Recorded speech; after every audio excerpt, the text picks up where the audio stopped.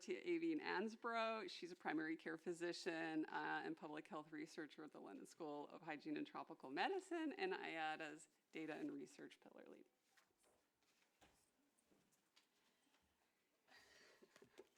Thanks a lot, Sylvia. I'm definitely energized now. So I just wanted to welcome you to the research morning, and we have two parts to it. One is a presentation of an abstract, and then we're going to do a research prioritization session, which I'll introduce you to and kind of describe what we're doing after the first abstract is presented. So just to say that every symposium, my co-lead Angelica Cristello Sarto and I have run in a kind of research session where we have abstracts submitted, we do reviews, we select abstracts, and then usually people present. We have about 5 oral presentations and the rest are posters. But today we've used the time for this prioritization exercise, so we selected one winning abstract for the person to present to us, and it happens to be the same person as last time. So, but we have a rigorous review process. We have a team from IATA and from the London School of Hygiene and Tropical Medicine. We have a set of criteria, so it's a very deserved number 1 place. And it's Dr. Shatha Al-Baig, and she told me Al-Baig means the big boss.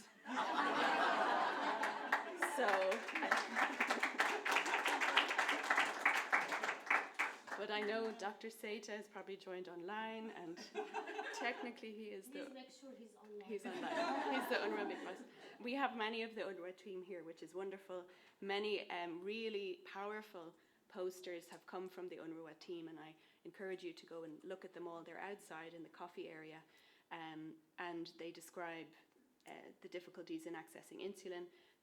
We have one called Voices from Mothers in Gaza, which is less research and more about documenting experiences of children in particular and their mothers and how they're trying to survive this terrible conflict. And there are some voices from women with gestational diabetes captured there as well. So I am welcoming Dr. Shatha Al-Baig, who holds a Doctor of Pharmacy. She holds a Master's in Public Health, has been one of the key people in UNRWA managing the supply chain. Your background is in pharmacy and teaching and training, especially in terms of research, the UNRWA team. And so I invite you to come and present your abstract. Thank you so much.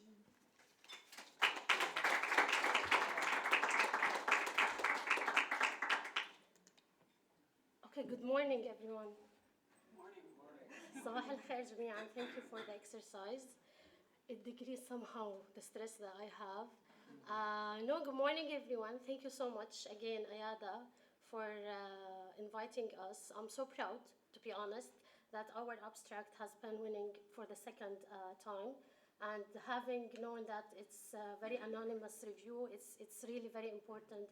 And it's really giving me this confidence that we are doing a lot in UNRWA in terms of quality work and in terms of everything we are doing for the Palestinian refugees.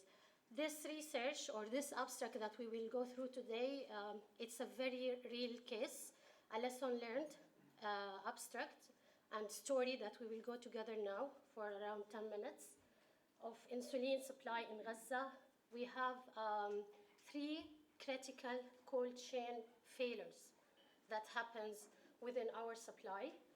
And I really want to share them because everyone yesterday was talking a lot about the insulin, a lot about different topics in terms of the insulin management, the procurement, the supply chain, the storage, too many things. So today we are going through a real example and then we can discuss together.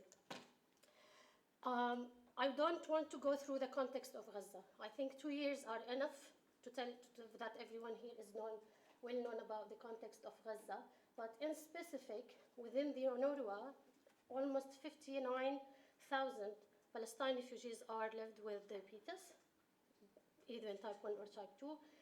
12%, around 18,000 of them are on insulin treatment, either vials or analogs. And the main context here is that the war, of course, it disturbed the pharmaceutical supply chain and the key delivery of such medication. Before going with these 3 main incidents, I want to ensure that UNRWA made it sufficient insulin without any interruption over the last 2 years. There is not only the deliveries, but partnership with many partners, with many agencies, as a key pillar for this crisis was making the insulin available over the 2 years. Talking about insulin mainly, or cold chain items in a stable situation, we know that there is a lot of efforts has to be made, like the cold chain management, the transportation, the temperature monitoring, of course, regular temperature monitoring for using the technologies and the data loggers. And there is too many other things we have to make sure that it's going well in stable situation. But in affected places or affected settings where conflict is there is a lot of compounding factors that will affect, of course, the cold chain management. Talking about the border closures, talking about the electricity cuts, the power cuts, no monitoring devices, sometimes no staff to monitor, damaged infrastructure, a lot of things.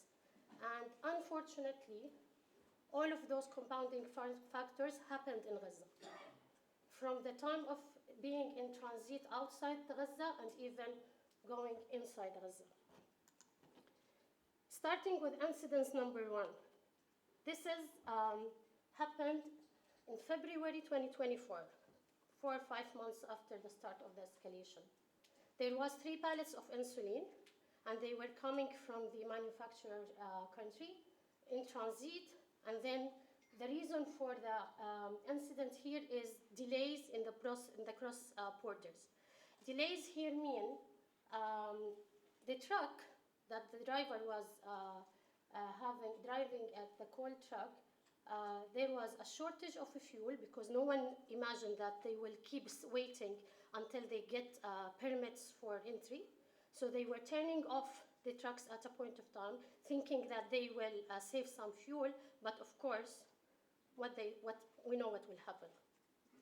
The cold repair is interrupted. What happened once the delivery reached Gaza? It took almost 10 to 15 days until it's reached Gaza from the border until the warehouse. Immediately, we stopped the data logger, and the data loggers was showing that the items were exposed to more than 15 degrees for 10 days. Having an X alarm on the data loggers, of course, all we know that we have to go through the manufacturer, asking them about the quality of the product. And in this case, the manufacturer confirmed that the products are not compromised and they can be used. So this is incident number 1, overheating. So, incident number 2. Can I play the video? Yeah. Okay, so this one, please listen to the video because it will tell you about it. No voice.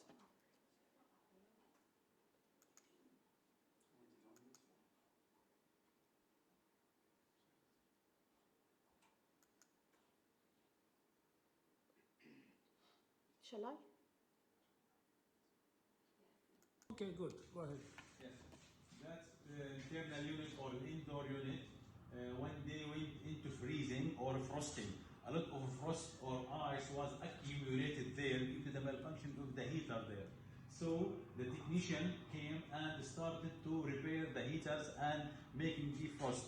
6 hours after leaving of the technician, we came here to double check the temperature inside the cold room. 6 hours after finishing of his work. Unfortunately, we found the temperature about -3, lasting for 90 minutes. This incident led, or below temperature exertion, led to damaging of the insulin here. We have 5 types of insulin inside this cold room. All of them, after investigation by Novo Nordisk, they approved that these quantities affected by them by freezing and should be discarded and not for use. So this is incident number 2. Just a quick background. This room was not a pharmaceutical cold room. It's not non-medical cold room, and it was shared by many partners in Deir al-Balah, middle of Gaza. This is because we lost our cold rooms in Rafah after May 2024, where Rafah incursion started. What to do? Keep the insulin away or use the non-medical cold room? So we and other partners use this room. And then it's worth to mention that when the manufacturer heard about this and investigate the data loggers, they thankfully donate and replace the items, which is around 350 USD value, to UNRWA. Incident number 3, which is, I believe, it's the most complicated. What happened in incident number 2, we decided that we should not bring all the quantities and shipment of insulin to Gaza directly. We need to keep buffer stock outside Gaza. So we rented a very good cold room in Jordan. And then we have asked the manufacturer to bring in this to Jordan. And the decision at that time made that we replenish Gaza with a 3-month stock each time without having interrupted supply. But of course, this is very risky for the supplies. In this incident, what happened, the data loggers attached to the pallets were not stopped upon arrival to the warehouse. Because we know that at a point of time, the data logger could be stopped in the transit time, and we manage another data logger, or need to be stopped in the final destination. And then we had a good monitoring 24-hour online temperature system in that warehouse. And what happened for us to know what happened, in that day, we have to loan a quantity of insulin for Jordan because they were risk of stock out due to delays from the manufacturer.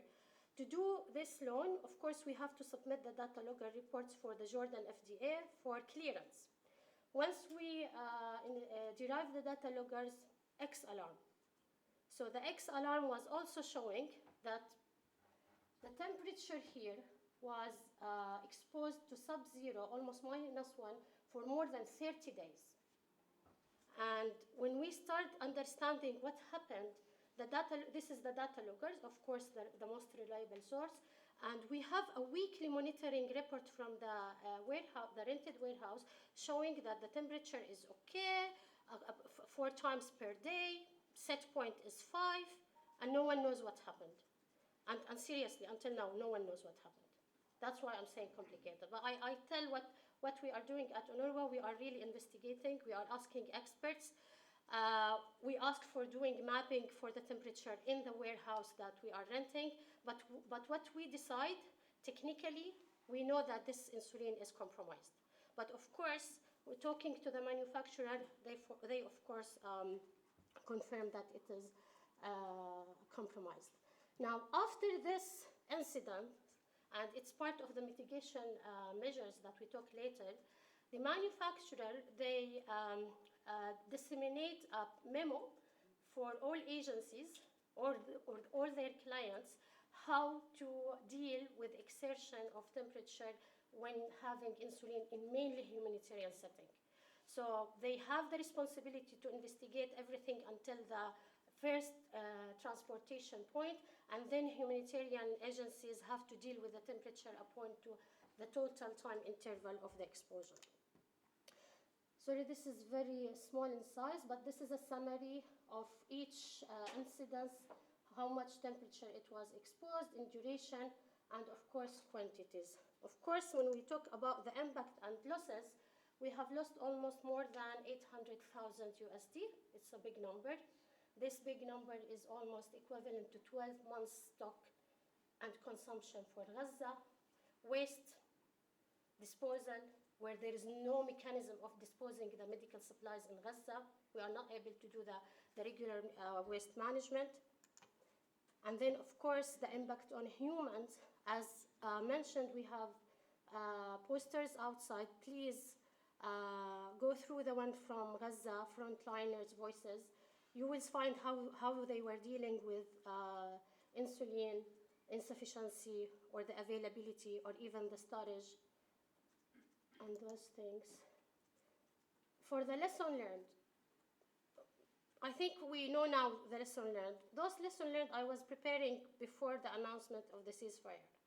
But today, since we are in the ceasefire and we hope that it continues, what I believe in is that the first thing we really need to do is rebuilding and repairing the damaged structure, the damaged infrastructure of the cold rooms. It needs to be a priority in Gaza, on top of too many other priorities, but people and the medical people need to put this into consideration. We really need to secure cross-border clearance, rapid, quick one, because we know that even with the ceasefire, the pre-approval process will still take time. It still takes 2-3 weeks. And yesterday, we know that this, I talked to many colleagues here, the insulin got approval to be into Gaza. This is a good news, but it's not mean that yesterday it got the approval, today it will be inside Gaza. It will need 10 days to be inside Gaza. So this is something we really need to figure it out. And with the conclusion and the call for action, it's not only to restore the insulin supply system and those things, it also rebuild the resilience of the system, withstanding of future disruption, God forbidden, from any other conflicts or any other logistical breakdowns. And finally, I really want to thank my colleague in Gaza, those who are still working, my colleagues in Cairo, health and logistic team who managed to do all of those work, my colleagues in Hero, and this shield is also to thank our 21 colleagues whom we lost during the war. They are the people that were doing a lot in Gaza, and it's hard for UNRWA to lose those people. Of course, we lost 300 more in all UNRWA, but 21 health program is a major loss for us, equal to the loss, even more than losing insulin or anything. And thank you so much.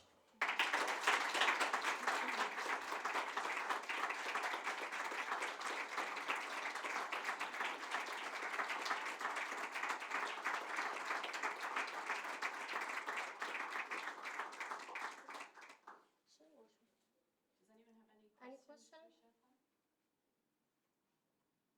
Good, thank you so much.